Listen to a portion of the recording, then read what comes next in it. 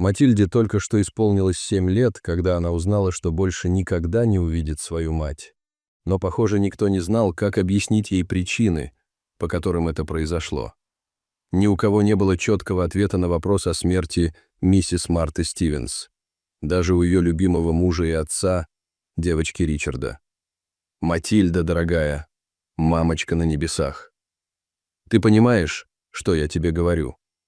Отец в слезах рассказал ей об этом. На следующее утро после смерти матери. Матильда кивнула и после нескольких минут молчания поняла значение этих слов и разрыдалась. Все, что она могла спросить, как и любой ребенок ее возраста в подобных обстоятельствах, было: «Почему она ушла, мама? Когда я смогу увидеть ее снова? Ты знаешь, папочка? Скажи мне, почему?» — спросила девочка, безутешно плача. У ее отца не было ответа. Ни он, ни кто-либо другой на самом деле не знали, почему Марта умерла такой молодой и, по-видимому, в добром здравии. Это была тайна, которую, казалось, не могла разгадать даже судебная медицина, пока неожиданное изменение курса полицейского расследования не раскрыло всю правду. И именно маленькая Матильда должна была найти его. Обстоятельства, связанные с загадочной смертью Марты Стивен, вызвали ряд слухов и подозрений среди соседей и близких друзей пары. Тем не менее, никто, не колеблясь, выразил свои соболезнования вдовцу и маленькой Матильде. Обычным делом было бы похоронить ее тело через 2-3 дня после смерти, но особые обстоятельства помешали этому, задержав похороны на неделю. Ричард Стивен не жаловался. Он был настолько подавлен смертью своей жены, что, казалось, не замечал ничего, что происходило вокруг него. Его единственной заботой было Матильда и возможность даровать своей любимой жене вечный покой. Но сюрпризы и тайны, связанные со смертью его жены, только начинались. А за день до похорон отцу Матильды поступил очень таинственный звонок от коронера, который занимался осмотром тела его жены. Во время похорон вы не имеете права открывать гроб ни при каких обстоятельствах. Вы понимаете, мистер Стивен? Крайне важно, чтобы это было сделано таким образом, ради всеобщего блага, сказал коронер с серьезным жестом и угрожающим тоном в голосе. Что могло стать причиной того, что гроб оставался закрытым во время похорон? Инфекционное заболевание, плохое состояние гроба из-за продолжительной болезни или несчастного случая. Никто, похоже, не знал. И коронер, как бы ни настаивал мистер Стивен, тоже был непреклонен и отказался поделиться с ним какой-либо информацией, которая могла бы пролить свет на тайну смерти его жены. Это опасно? Это было все, что удалось спросить Ричарду. Коронер просто кивнул, а затем, оставив его в еще большем шоке и замешательстве, чем он был на самом деле, исчез. Но этот странный разговор с коронером был не самым странным, что Ричарду пришлось пережить за эти дни. Во время похорон должно было произойти нечто такое, что поразило бы всех и заставило задаться одним и тем же вопросом. Марта Стивен действительно была мертва. Похороны состоялись в понедельник, как и планировалось. Небольшая группа друзей, родственников и соседей собралась, чтобы попрощаться с Мартой и поддержать семью в столь трудное время. Как и предполагал коронер, гроб матери Матильды оставался закрытым в течение всей церемонии. И несмотря на настойчивые просьбы некоторых членов семьи увидеть тело покойной, чтобы попрощаться с ней, Ричард наотрез отказался. Даже его дочь, маленькая Матильда, которая, казалось, была погружена в свои мысли, принимая соболезнования от едва знакомых людей, не удостоилась чести увидеть свою мать в последний раз.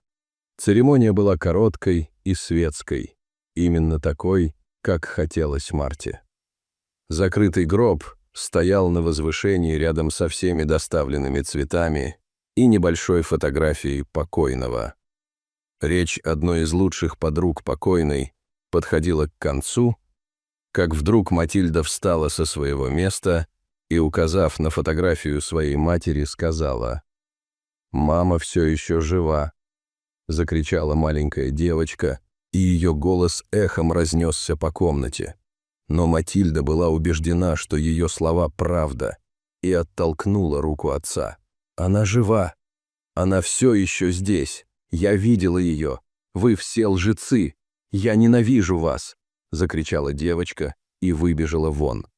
Ричард застыл, глядя на толпу, а затем на гроб, в котором предположительно лежало тело его жены. Он абсолютно ничего не понимал. Одни смотрели на него с недоверием, другие с удивлением, а третьи даже не осмеливались взглянуть на него.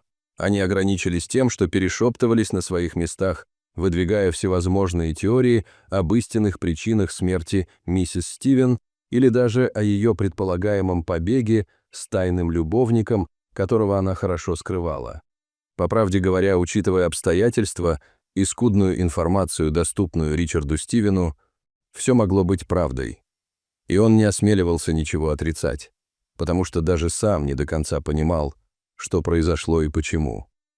Он просто хотел вернуться домой, найти свою дочь и забыть об ужасной боли, которую он испытывал, пусть даже всего на несколько часов. Ричард прочистил горло и, не сумев сказать ничего более убедительного, завершил церемонию. «Спасибо вам всем за то, что пришли, но, боюсь, я должен закончить церемонию здесь. Похороны пройдут в уединении.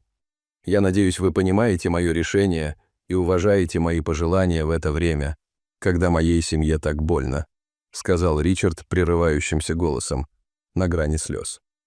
Никто не осмелился сказать что-либо еще, и среди перешептываний и тишины все гости разошлись, оставив Ричарда наедине с гробом его жены. Но был один особенный гость, на которого он не рассчитывал и который оставался незамеченным на протяжении всей церемонии до этого момента. Это был детектив полиции Тейлор Роуланд, лучший друг Ричарда, которого он не видел более 2 лет.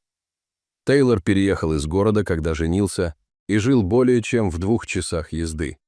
Но когда он услышал о внезапной смерти жены своего друга, он захотел вернуться, чтобы выразить свою поддержку. Но никто из них не знал, что его возвращение в город поможет ему не только пережить смерть жены, но и осмыслить недавние слова его дочери Матильды. Матильда не ходила в школу, поэтому она тоже была с ними. Девочка отказалась разговаривать со своим отцом после того, как убежала во время похорон, и все еще была очень серьезна, но это не помешало полицейскому Роуланду задать ей несколько вопросов о ее матери и ее странных заявлениях. «Матильда, милая, ты понимаешь, что значит для человека попасть на небеса?» — осторожно спросил он девушку, пытаясь установить доверительные отношения с ее крестницей. Матильда сначала отказывалась говорить, но потом, похоже, передумала и решила ответить полицейскому, хотя у девочки тоже были к нему вопросы. «Мне 7 лет, но я не глупая. Моя учительница говорит, что я самая умная в классе. Я никогда не лгу, сэр. Я знаю, что это значит, когда кто-то умирает, но моя мама не на небесах. Она здесь, в Тимберлейке, и я могу вам это доказать», — сказала Матильда твердым голосом. Она была похожа не на 7-летнего ребенка, а на взрослую женщину, которая точно знает, как принимать собственные решения. Тейлор и отец Матильды посмотрели на нее с недоумением. Они не ожидали такой реакции от такой юной девушки, особенно учитывая обстоятельства, в которых они жили. «Можете ли вы это доказать? Что ты имеешь в виду? Где вы видели свою мать, Матильда?» — снова спросил полицейский, все больше и больше заинтригованный.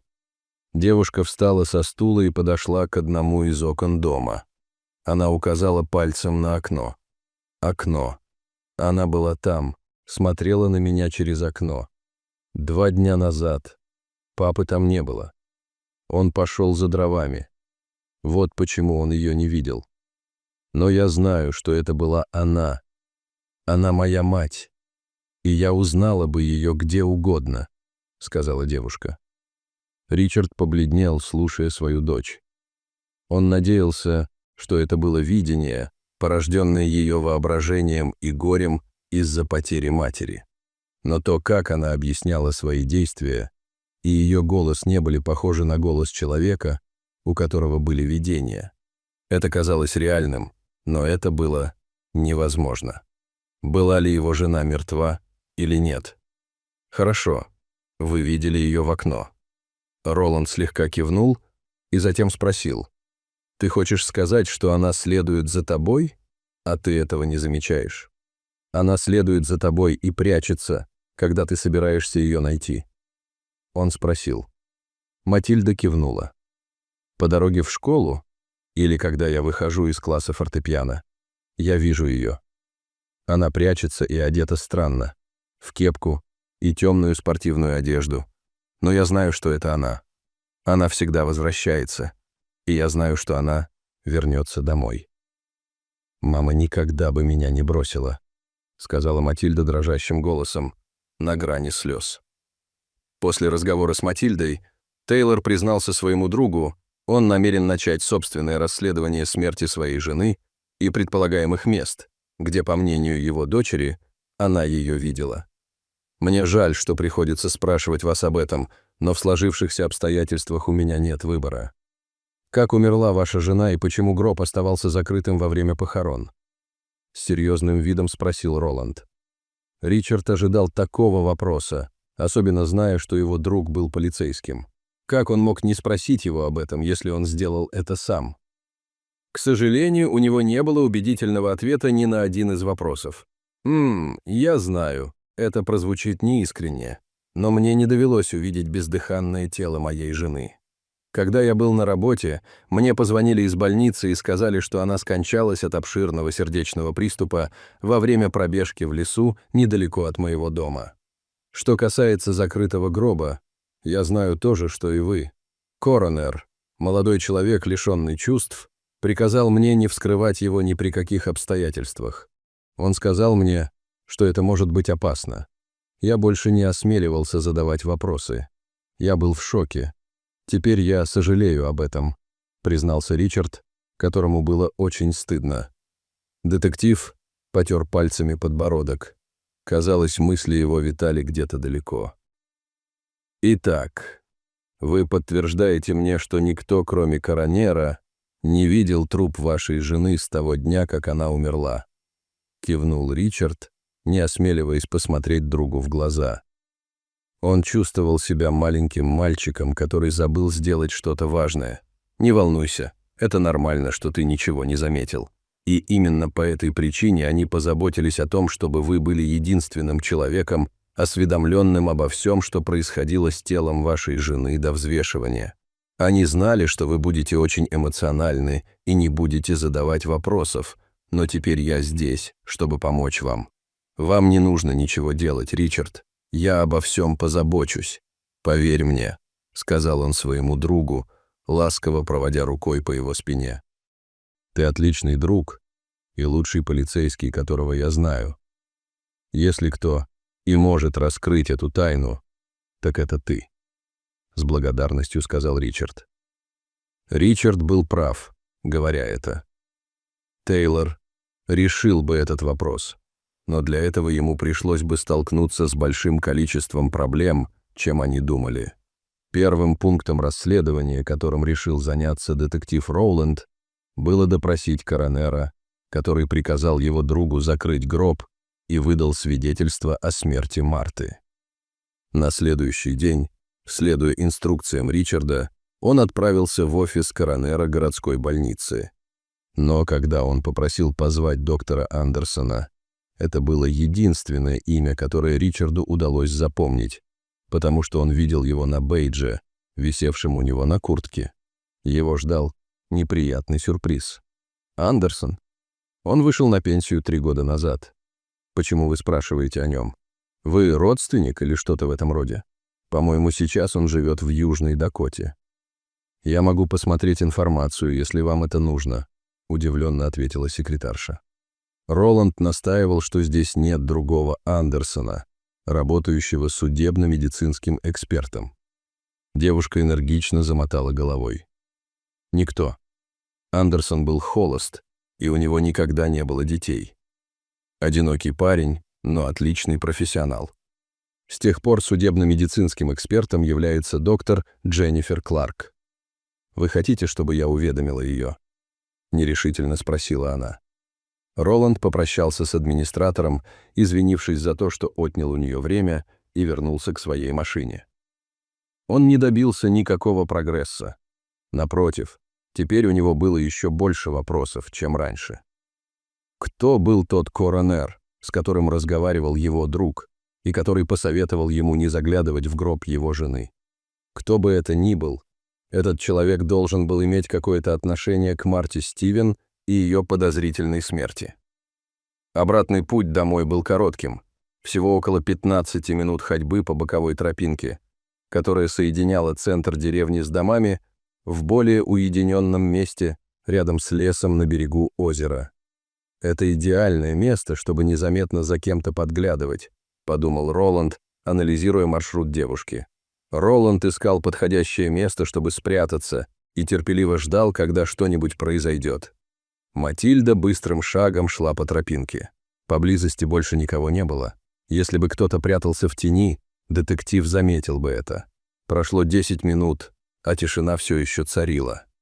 Девушка уже почти дошла до конца тропинки, когда внезапно внимание Тейлор привлек треск ломающейся ветки. Когда он посмотрел вверх на деревья, то увидел силуэт женщины в капюшоне, спортивной куртке и солнечных очках. Детектив уже некоторое время не видел Марту Стивен, но он мог бы узнать ее где угодно, и у него не было сомнений, что женщина в капюшоне, которая следовала за Матильдой, прячась за деревьями, была ею. Женщина следовала за девочкой, пока та не завернула за угол и не вошла в свой дом. Затем она убежала в лес, заблудившись в густых зарослях. Роланд не собирался позволять ей сбежать, поэтому он выскочил из машины и помчался за ней на полной скорости. Через несколько минут они оба подошли к маленькой деревянной хижине на берегу озера. Она была похожа на хижину рыбака и выглядела так, словно ее давно забросили. С одной стороны был припаркован черный Субару. Марта, вероятно, уже была в доме. Тейлор подкрался к одному из окон и осторожно заглянул внутрь. Внутри было 2 человека, одного из которых он не узнал, но, судя по описанию Ричарда, молодой человек, сидевший в одном из кресел, должен был быть предполагаемым доктором. Андерсон. Он был светловолосым, молодым и привлекательным. Его тело было покрыто татуировками, и он был в отличной физической форме, как будто он был военным или кем-то в этом роде. Рядом с ним, обхватив голову руками и явно расстроенная, сидела Марта Стивен.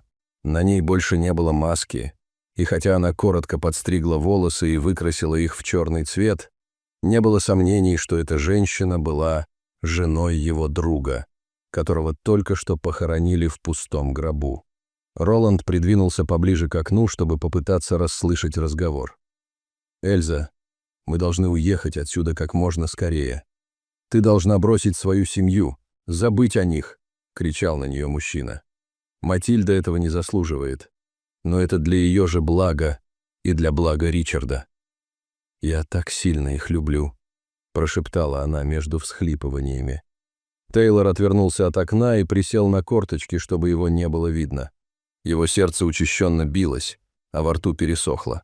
Что все это значило? Кто была жена его друга? И почему этот мужчина назвал ее Эльзой? Он не мог просто стоять там и ждать, пока они убегут. Они собираются уходить. Мы должны действовать быстро, если не хотим, чтобы они сбежали. «Пошли, я покажу дорогу», — приказал Роланд, за которым следовали 5 вооруженных полицейских. Арест был произведен быстро, и уже через час Марта Стивен и ее сообщник были задержаны и допрошены полицией.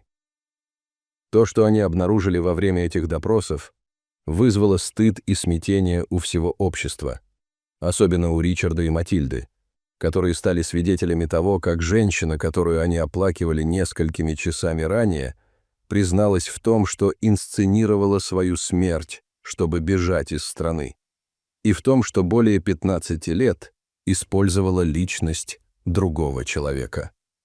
Оказалось, что настоящее имя Марты было Эльза Форестер, и Интерпол разыскивал ее в течение многих лет из-за ее криминального прошлого в Европе. Когда она встретила Ричарда во время одной из своих поездок и забеременела Матильдой, она попыталась оставить свое прошлое позади и стать новым человеком, но прошлое вернулось за ней. И, столкнувшись с угрозой ареста на глазах у дочери и мужа, она решила инсценировать свою смерть и бежать вместе со своим братом Скоттом, за которым также охотилась полиция. Единственным утешением, которое оставалось Ричарду, было осознание того, что его жена, несмотря на то, что была другой, по-настоящему любила их. Но тень ее прошлого была слишком велика, чтобы ее можно было вынести, и Ричард хотел, чтобы Матильда росла счастливой и жила нормальной жизнью, чего он не мог сделать, имея сбежавшую мать. Эльзу арестовали вместе с братом, и на следующий день они навсегда исчезли из их жизни. Это несчастливый конец, но это урок того, что наше прошлое и наши ошибки всегда настигают нас. Как бы далеко мы ни зашли, какими бы именами мы себя ни называли, прошлое всегда возвращается, и мы должны отреагировать.